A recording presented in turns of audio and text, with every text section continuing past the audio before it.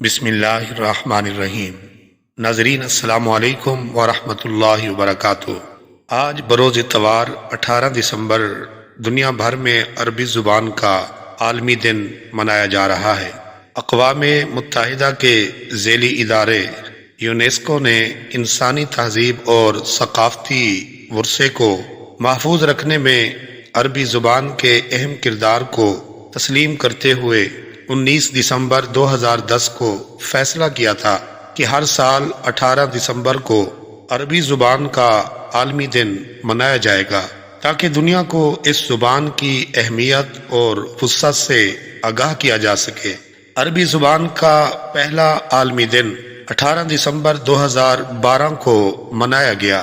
یاد رہے کہ 18 دسمبر 1973 کو اقوام متحدہ کی جنرل اسمبلی نے عربی زبان کو اپنی سرکاری زبانوں میں شامل کرنے کا فیصلہ کیا تھا۔ اپنے وسیع اور جامع ادبی سرمایہ کی وجہ سے عربی زبان کا شمار دنیا کی 6 بڑی زبانوں میں ہوتا ہے۔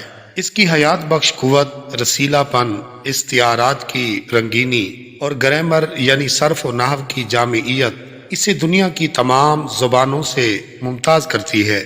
دنیا میں سب سے زیادہ بولی جانے والی زبانوں میں چینی، انگریزی وغیرہ کے بعد عربی زبان کا 5واں نمبر ہے۔